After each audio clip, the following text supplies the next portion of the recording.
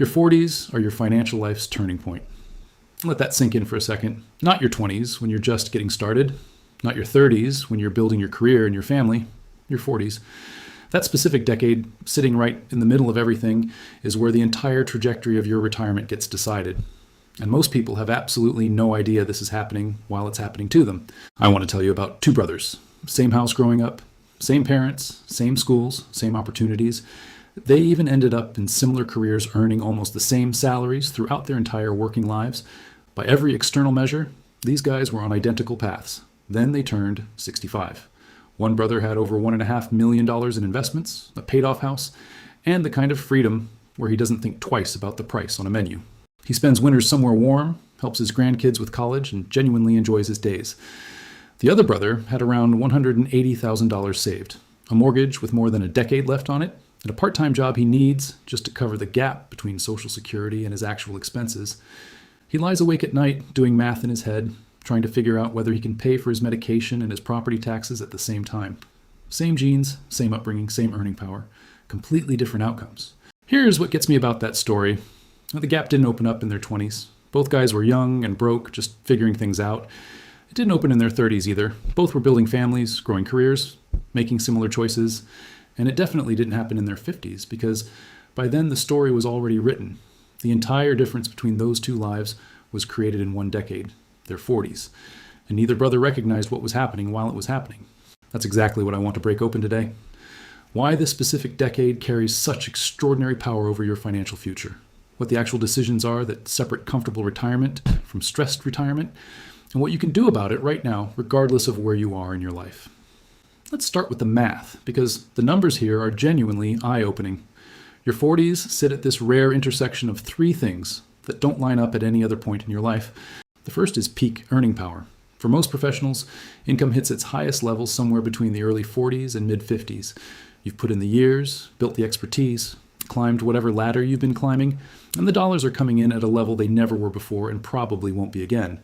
A 45-year-old earning a solid income has more raw material available for building wealth than at any earlier point in their career. The second thing is remaining compounding time. At 40, you still have roughly 25 years until a traditional retirement. That's enough time for money invested today to approximately quadruple at historical stock market returns. Think about what that means. Every dollar you put away at 42 is working as if it were $4 by 65. But wait just 10 years and invest that same dollar at 52. Now you only have 13 or 14 years left. That dollar becomes maybe 2.5. The multiplier falls off a cliff with every year that passes. Your 40s are genuinely the last window where compounding has enough runway to do heavy lifting for you. The third element is that expenses in your 40s often begin to stabilize in ways they never did in your 30s. The kids become more independent. The house you stretched to buy now fits comfortably in the budget. You already own the furniture, the wardrobe, the tools. Major purchase categories that were expanding simultaneously in your 30s start to plateau. This creates potential margin that simply didn't exist before. When you put these three forces together, peak income, meaningful compounding runway, and stabilizing expenses, you get a decade of unusual financial leverage. The problem is that leverage cuts both ways. Use it right and you build substantial wealth. Miss it and you face mathematical constraints that cannot be solved later, no matter how hard you try. Let me show you what the numbers actually look like, because this part matters. Imagine someone who hits 40 with $100,000 already saved for retirement. They're earning a good income and could realistically save 15% of what they make, somewhere around $16,000 or $17,000 a year. If they actually do that consistently from 40 to 65, investing in something like diversified index funds with historical average returns, they're looking at well over $1 million at retirement. Combined with Social Security, that's genuine financial security with room to breathe. Now take the exact same person with the exact same starting point.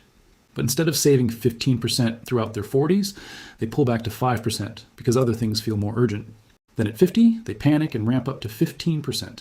Despite saving aggressively in their 50s, they end up with hundreds of thousands of dollars less. The 40s decade of reduced saving cost them more than the 50s decade of catching up could recover. Why? Because the dollars saved in your 40s have 20 plus years to compound. The dollars saved in your 50s only have 10 to 15 years. Take it one step further.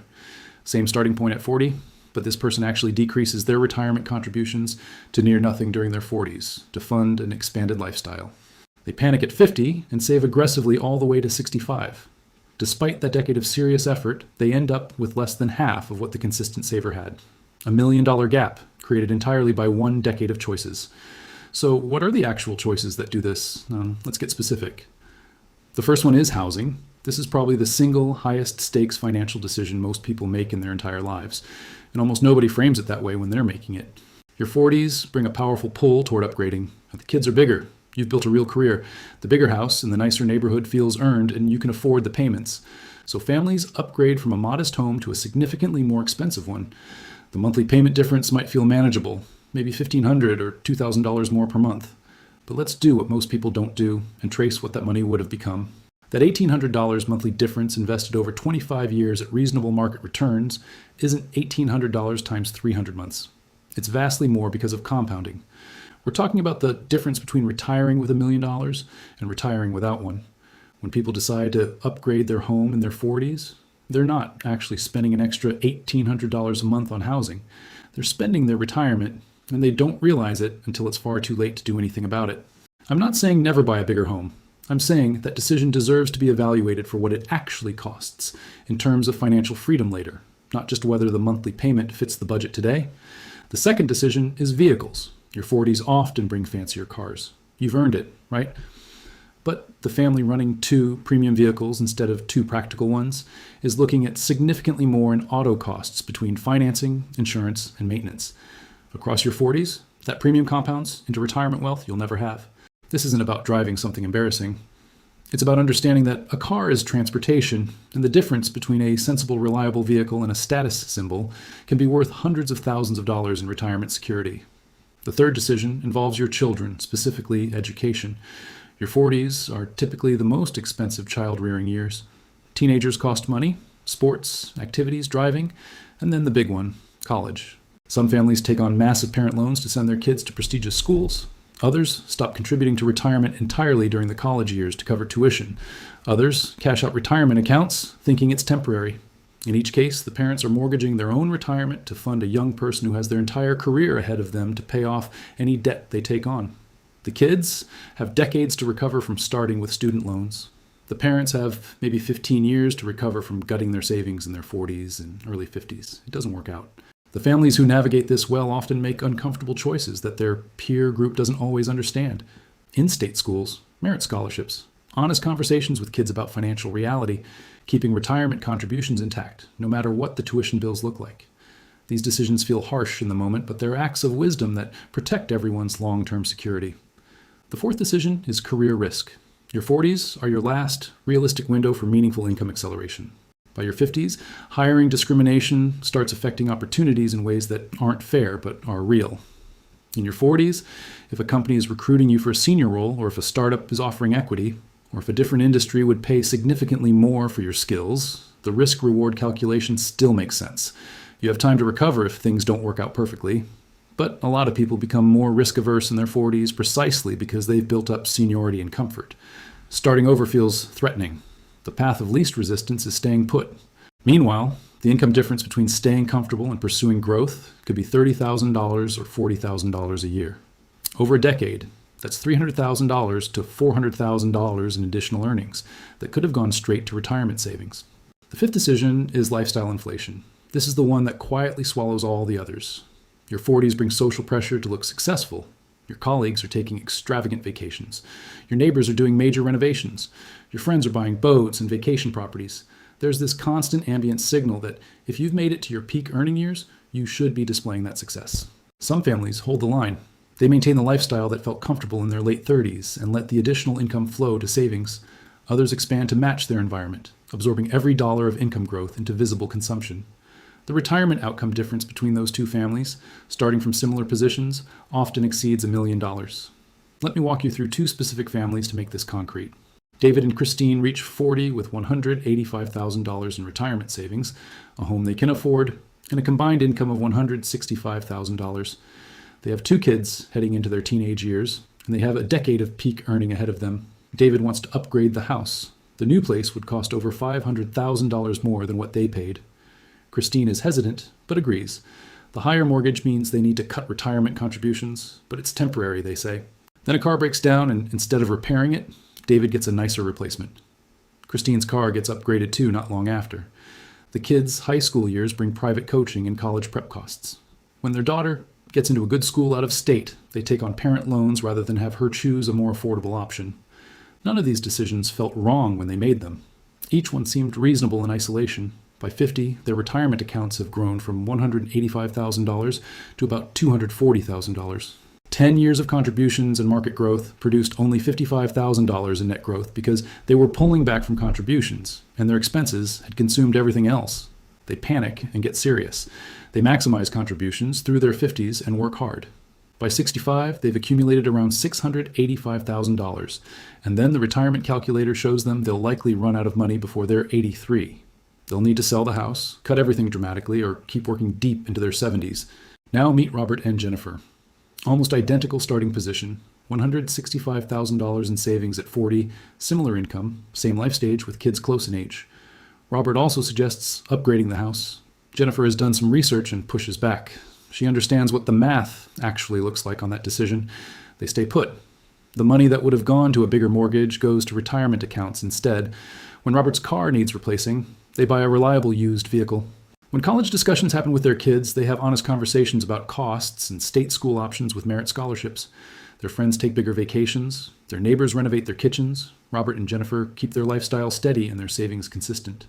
By 50, their retirement accounts hold about $580,000. By 65, they're looking at over $1.6 million. The house is paid off, and they can retire whenever they want, travel, support family, and never feel anxious about money again. Here's what gets me most about these two stories. Research on happiness and consumption consistently shows that lifestyle upgrades provide only a temporary boost in satisfaction. Within a year or two, people adapt to their new normal. The bigger house just becomes where they live. The nicer car just becomes how they get around. The excitement fades, but the financial cost remains permanently. David and Christine didn't actually enjoy their 40s more than Robert and Jennifer did. They spent more, but spending more and enjoying life more are not the same thing.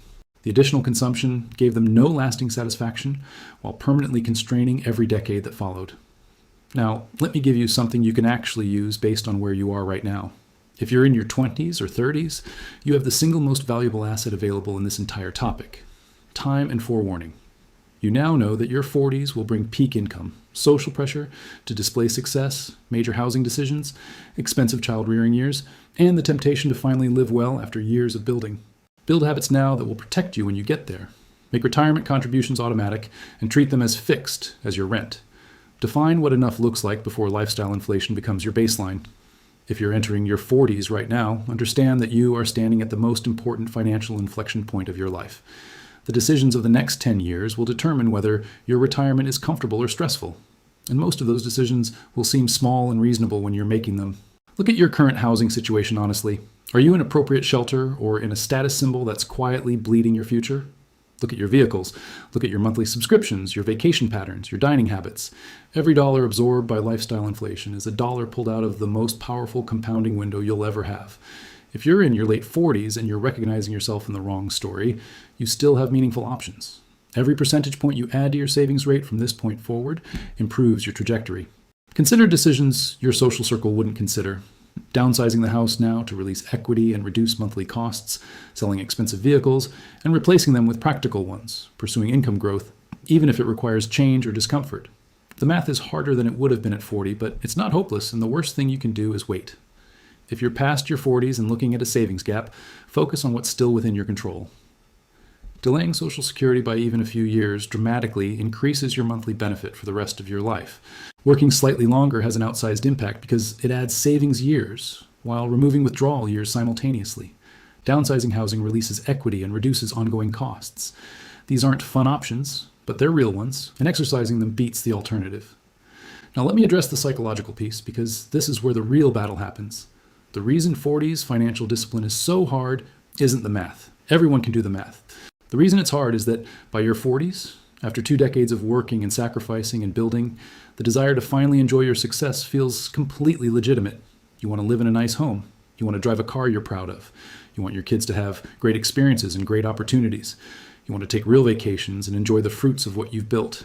That impulse is not wrong. But here's the trap inside it. The gratification you're seeking through lifestyle expansion is real but short-lived. The upgraded house is exciting for maybe 18 months and then it's just home. The luxury car is thrilling for a year and then it's just how you get to work. Meanwhile, the financial cost of those choices is permanent. It shapes every single day of the 25 or 30 years that come after your 40s. The person who resists lifestyle inflation during their peak earning decade experiences actual gratification, not temporary excitement, but genuine lasting freedom. They wake up at 70 and think about where they want to travel, how they want to spend their time, how they can help the people they love. There's no anxiety in their mornings, no midnight calculations about whether they can afford both the medication and the property tax. The person who inflated their lifestyle during their 40s experiences real stress. Not temporary discomfort, but ongoing anxiety about whether the money lasts, about what happens when something unexpected breaks, about the gap between the retirement they imagined and the retirement they can actually afford. The discomfort of financial discipline during your 40s lasts 1 decade. The reward lasts 3 decades or more. The pleasure of lifestyle indulgence during your 40s lasts a year or 2. The consequence lasts 3 decades or more. Picture 2 versions of yourself at 70. One is sitting somewhere comfortable on a quiet morning thinking about what the week holds. Maybe a trip, maybe time with grandchildren. Maybe just a morning that belongs entirely to you without financial anxiety hovering over it. The other version of you at 70 is running numbers again, calculating whether this month's income covers the expenses. Anxious about a car that needs service, a prescription that went up in price, a furnace that might need replacing. Both versions of that person made their 40s decisions decades ago. Both are living completely inside the consequences of choices that seemed small and reasonable at the time. Your 40s represent a window that opens once and closes permanently. The decade will pass regardless of what you do with it. The only question is which version of your older self you're creating during this time. And that's not meant to be pressure. It's meant to be freedom because, unlike so many things in life, this is genuinely within your control. The 2 brothers from the beginning of this video didn't have different luck or different talents or different incomes. They had different decisions. And decisions are the one thing you get to make every day.